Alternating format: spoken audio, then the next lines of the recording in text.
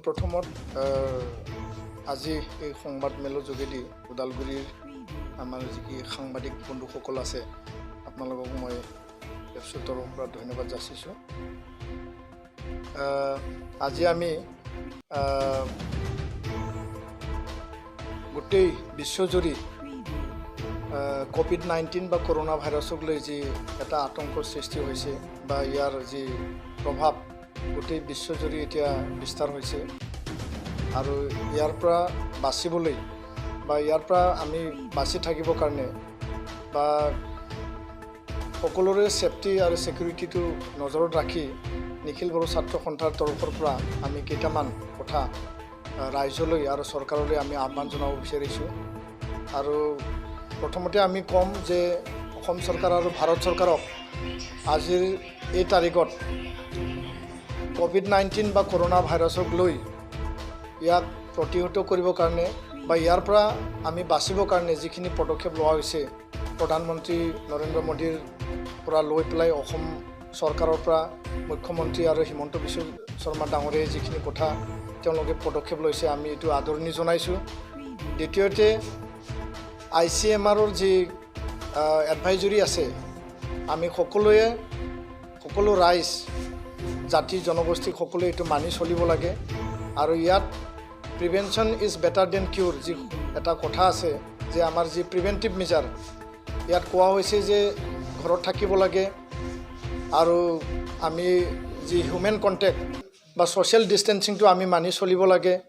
আৰু যিখিনি এডভাইজৰী আছে এইটো আজি তাৰিখত ফেচবুক হোৱাটছআপ বা টিভি মিডিয়া প্ৰিণ্ট ইলেক্ট্ৰনিক মিডিয়াত ইয়াৰ গোটেই মানে প্ৰচাৰ হৈছে সেই এডভাইজৰীখন মানি চলিব লাগে। নিখিল বড়ো ছাত্ৰ সন্থা আমি গাঁৱে ভূঞে ইয়াৰ কাৰণে যোৱা 20 তাৰিখত আমাৰ যি কেন্দ্ৰীয় কাৰ্যনিৰ্বাহক সভা হৈছিল তাত আমি আঞ্চলিক ইউনিট আৰু ডিষ্ট্ৰিক্ট কমিটিবিলাকক আমি কৈ দিয়া হৈছে যে ইয়াৰ কাৰণে ৰাইজৰ ওচৰত যাই পেলাই নিজৰ সেফটিটো ৰাখি পেলাই ৰাইজৰ ওচৰত যায় ইয়াৰ কাৰণে প্ৰচাৰ সজাগতা অভিযান চলাব লাগে। আৰু আজি তাৰিখত আমি এটা নিৰ্দেশ আমি জাৰি কৰিছোঁ যে জিলা প্ৰশাসন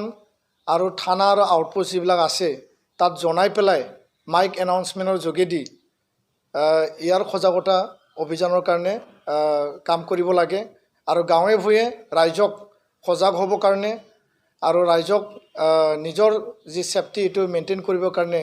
এইটো মাইক এনাউন্সমেণ্ট যোগেদি জনাব লাগে। আৰু এই মাইক এনাউন্সমেণ্টৰ যিখিনি কাম কৰিব তাত যাতে ৰাইজক ভয় খুৱাব নালাগে ৰাইজক সজাগ হ'বলৈ জনাব লাগে আৰু সাহসেৰে সকলো কাম যাতে হাতত লৈ এই কথাটো আমি নিৰ্দেশযোগে আমি প্ৰচাৰ কৰিছোঁ। তৃতীয় কথাটো হ'ল যে আজিৰ পৰা যি লকডাউন অসমত অহা 31 তাৰিখৰ ৰাতি 12 বজালৈকে যি অসম চৰকাৰে জাননী জাৰি কৰিছে এইটো নিখিল বড়ো ছাত্ৰ সন্থা আমি আদৰণি জনাইছোঁ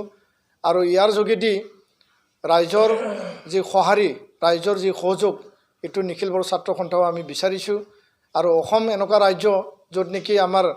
মেডিকেলৰ যিখিনি সা সুবিধা লাগে ডক্টৰৰ যিখিনি সা সুবিধা লাগে বা ICUৰ যিখিনি আমাৰ ব্যৱস্থা থাকিব লাগে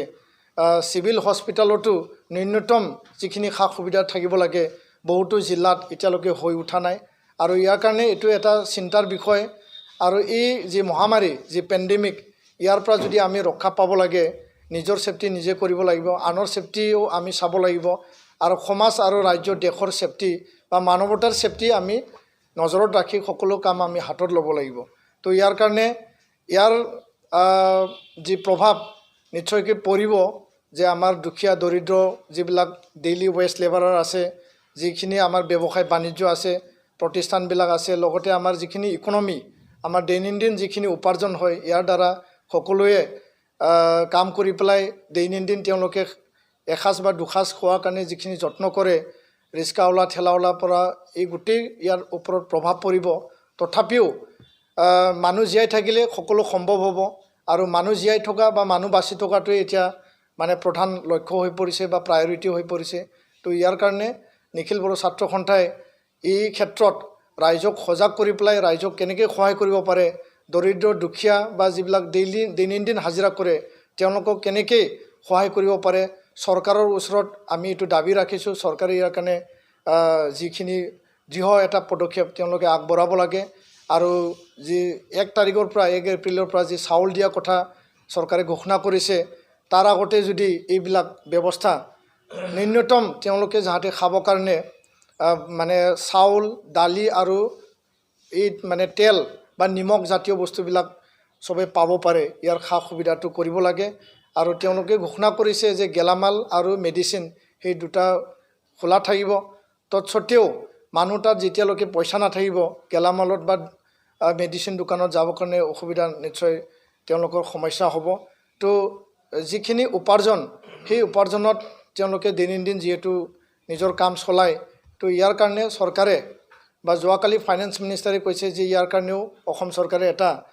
পদক্ষেপ বা ঘোষণা কৰিব বুলি কৈছে তো আমি আশাবাদী যে ৰাইজৰ যাতে জীয়াই থকাটো আমি কোভিডক লৈও আমি যুদ্ধ চলাব লাগিব আৰু নিজে যাতে এসাঁজ দুসাঁজ খাই পেলাই 5-7 দিনত আমি যাতে বাচি থাকিব পাৰোঁ বা আমাৰ জীৱনটো আমি চলাই লৈ যাব পাৰোঁ ইয়াৰ কাৰণে চৰকাৰক আমি এটা ভাল পদক্ষেপ ল'ব বুলি আমি আশাবাদী আৰু আমি এইটো আহ্বান জনাইছোঁ তৃতীয় কথাটো হ'ল যে আজি তাৰিখত এই মহামাৰী যেহেতু বিশ্বজুৰি হৈছে ভাৰতত এতিয়া ইয়াৰ প্ৰভাৱ লাহে লাহে বাঢ়ি আছে আৰু এইটো চাই পেলাই গোটেই ভাৰতত যেহেতু লকডাউন হ'ল ষ্টেটবিলাকত জিলাবিলাকত টাউন বা মেট্ৰ' চিটিবিলাক বহুতো আমাৰ নিবনুৱা যুৱক যুৱতী অসমৰ বাহিৰত তেওঁলোকে কাম কৰি আছে পঢ়িবলৈ গৈছে কিছুমানে চাকৰি কৰি আছে কিছুমানে ব্যৱসায় কৰি আছে বিভিন্ন প্ৰতিষ্ঠানত তো তেওঁলোকে এতিয়া ৰেল আৰু ফ্লাইট বন্ধ হৈ যোৱাৰ পিছত সকলো যাতায়াত বন্ধ হৈ যোৱাৰ পিছত তেওঁলোকে এতিয়া আহিবৰ কাৰণে যথেষ্ট কষ্টত ভুগিব লগা হৈছে চেন্নাই বেংগলোৰ কেৰেলা দিল্লী বা কলকাতা বিভিন্ন স্থানৰ পৰা আমালৈ যোগাযোগ আহিছে যে তেওঁলোকে যি প্ৰতিষ্ঠানৰ কাম কৰিছিল তাৰ পৰা তেওঁলোকক যাবলৈ কোৱা হৈছে আৰু তেওঁলোকক কম পইচা দি মিনিমাম পইচা দি পেলাই তেওঁলোকক বিদায় দিয়া হৈছে তেওঁলোকে য'ত ভাড়া আছিল সেই ভাড়াটো তেওঁলোকৰ থাকিবৰ কাৰণে এতিয়া ঠাই নাই মালিকবিলাকে তেওঁলোকক যাব কোৱা হৈছে আৰু লগতে ৰেল ষ্টেচনত যদি আহে তেওঁলোকে ৰেলত মানে ট্ৰেইন নাই এইটো ছাৰ্ভিচটো ক্ল'জ ডাউন হৈছে ফ্লাইটৰ ব্যৱস্থা এতিয়া নাই লগতে যিবিলাক হোটেলবিলাক আছিল থাকিবৰ কাৰণে বা খাবৰ কাৰণে এই হোটেলবিলাকো এতিয়া বন্ধ হৈ পৰিছে তো তেওঁলোকে এটা বেয়া এটা পৰিৱেশত সন্মুখীন হ'ব লগা হৈছে তাৰ কাৰণে অসম চৰকাৰে ইয়াৰ কাৰণে স্পেচিয়েল পদক্ষেপ ল'ব লাগে আৰু আজি অসমৰ যি বিষয়া অসম চৰকাৰৰ তেওঁলোকৰ লগত আমি যোগাযোগ কৰি চেন্নাই যি মানে আসাম হাউচ আছে তাত কিছু আমাৰ যুৱক যুৱতীবিলাক তাত মানে তেওঁলোকে মানে শেল্টাৰ লৈছে আৰু অসম চৰকাৰক আমি আহ্বান জনাম য'ত য'ত অসমৰ যিখিনি আসাম হাউচ বা আসাম ভৱন আছে বা য'ত যেনেকুৱা হয় হোম মিনিষ্ট্ৰী ভাৰত চৰকাৰেও তেওঁলোকে নিৰ্দেশ জাৰি কৰিছে যে কোনো কাৰণত নৰ্থ ইষ্টৰ মানুহবিলাকক মানে ৰেচিয়েল ডিছক্ৰিমিনেশ্যন যাতে কৰা নহয় এই কৰোনা ভাইৰাছ বা COVID-19 চিটুৱেশ্যনক লৈ তো এই কাৰণে আমি অসম চৰকাৰ ভাৰত চৰকাৰক আহ্বান জনাইছোঁ যে আমাৰ মানুহবিলাকে এতিয়া বেমাৰ মানে যদিও আহিছে বা এই ইনফেকশ্যন যদিও বিস্তাৰ হৈছে কিন্তু মানুহ যদি হাৰাশাস্তি কৰা হয় বা মানুহ খাব নাপাই যদি মৰিব লগা হয় বা তেওঁলোকে বেয়া পৰিৱেশত থাকিব লগা হয় নিশ্চয়কৈ মানে বেমাৰটো এটা পাৰ্ট কিন্তু মানুহ হাৰাশাস্তি বা মানুহে থাকিবলৈ নাপোৱাৰ কাৰণে বা খাব নোপোৱাৰ কাৰণে এইটো এটা ডাঙৰ এটা আৰু সমস্যা মানে আনপিনিদি সৃষ্টি হ'ব তো ইয়াৰ কাৰণে অসম চৰকাৰ আৰু ভাৰত চৰকাৰৰ ইয়াৰ দায়বদ্ধতা নিশ্চয় আছে আৰু শেষত আমি ক'ব বিচাৰিছোঁ যিখিনি আমাৰ যুৱক যুৱতী বা যিখিনি আমাৰ ৰাইজ অলৰেডি ঘূৰি আহিল তেওঁলোকে ট্ৰেইনেদি বা ফ্লাইটেদি ঘূৰি আহিল এই ঘূৰি অহা মানুহখিনি তেওঁলোকে আজি তাৰিখত ৰেলৱে ষ্টেচনত হোম কোৱাৰেণ্টাইন এটা মানে ষ্টেম্প দি পেলাই তেওঁলোকক পঠোৱা হৈছে বা ফ্লাইটত অহাবিলাককো একে ছিষ্টেমত কৰা হৈছে তো আমি গম পাইছোঁ যে কিছুমান আমাৰ অসমৰে মানুহ তেওঁলোকে ঘূৰি আহি ৰেল ষ্টেচনৰ পৰা পলাইছে বা গাঁৱত আহি পেলাই তেওঁলোকে হোম কোৱাৰেণ্টাইনৰ যি ন্যূনতম যিখিনি ৰুলছ মেইনটেইন কৰিব লাগে এইখিনি তেওঁলোকে মেইনটেইন কৰা নাই আৰু ইয়াৰ কাৰণে ৰাইজৰ ছেফটি নিজৰ ঘৰখনৰ ছেফটি নিজৰ পৰিয়ালৰ ছেফটি সকলো কথা চাই পেলাই যিবিলাকে আজি তাৰিখত এই মানে বেয়া যি বুদ্ধিবিলাক লৈ পেলাই তেওঁলোকে নিজকে বাচি ৰাখিবৰ কাৰণে চেষ্টা চলাইছে এইটো কোনো কাৰণত ভাল নহয়। তো যিবিলাকে পলাইছে তেওঁলোকে অতি সোনকালে জিলা মানে যি স্বাস্থ্য কেন্দ্ৰ বা আমাৰ যিখিনি স্বাস্থ্য কেন্দ্ৰত লেবৰেটৰী টেষ্ট কৰা ব্যৱস্থা আছে তাত টেষ্ট কৰিব লাগে। আৰু হোম কোৱাৰেণ্টাইনৰ কাৰণে যিখিনি মানুহ ষ্টেম্প মাৰি পঠোৱা হৈছে তেওঁলোকে নিজকে ঘৰত আইচলেশ্যনত থাকি বা হোম কোৱাৰেণ্টাইনত থাকি পেলাই তেওঁলোকে নিজৰ যি মানে ছেফটি আৰু আনৰ ছেফটি সেইটো তেওঁলোকে কৰিব লাগে। আৰু তেনেকুৱা ব্যক্তিক বা তেনেকুৱা মানুহ যদি আমাৰ ফালৰ পৰা যদি নজৰ আমি যদি পাওঁ আমি নিশ্চয়কৈ ইয়াৰ কাৰণে আমি ব্যৱস্থা ল'ম। আমি প্ৰশাসনকো আহ্বান জনাইছোঁ তেওঁলোকে ব্যৱস্থা লওক। তো এইখিনি কথা মই আজিৰ তাৰিখত নিখিল বড়ো ছাত্ৰ সন্থাৰ তৰফৰ পৰা আজিৰ এই যি মহামাৰীৰ যি এটা চিটুৱেশ্যন বা যি পেণ্ডেমিক এটা চিটুৱেশ্যন আমি ৰাইজক আহ্বান জনাইছোঁ, আপোনালোকে ভয় খাব নালাগে, আপোনালোকে সাহসেৰে সকলো কাম আপোনালোকে হাতত লওক। আৰু হয় এইটো এটা ভয়ংকৰ এটা পৰিস্থিতি বা বিশ্বজুৰি ইয়াৰ প্ৰভাৱটো পৰিছে। বিশ্বত উন্নত দেশবিলাকে ইয়াক মানে যুঁজিবলৈ এতিয়াও সক্ষম হোৱা নাই, যদিও ইয়াৰ কাৰণে তেওঁলোকে ব্যৱস্থা কৰি আছে। আৰু ভাৰতত যিহেতু দ্বিতীয় মানে ব্যয়বহুল জনসংখ্যা থকা এটা দেশ, ইয়াত আকৌ মানে ইয়াৰ যি ভয়ংকৰ যি পৰিৱেশ এইটো আমি ভাবিব নোৱাৰা এটা পৰিৱেশ আহি পৰিব বুলি আমাৰ এটা ধাৰণা। কিন্তু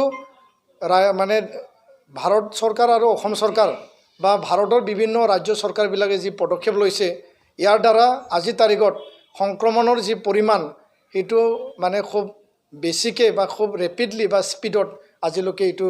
যাবলৈ মানে পোৱা নাই। তো ইয়াৰ কাৰণে ভাৰত চৰকাৰ আৰু অসম চৰকাৰ বা বিভিন্ন ৰাজ্যক আমি ধন্যবাদ জনাইছোঁ। আৰু নিখিল বড়ো ছাত্ৰ সন্থাৰ যিহেতু ছাত্ৰ সংগঠন সামাজিক সংগঠন হিচাপে আমাৰ যিহেতু দায়বদ্ধতা আছে,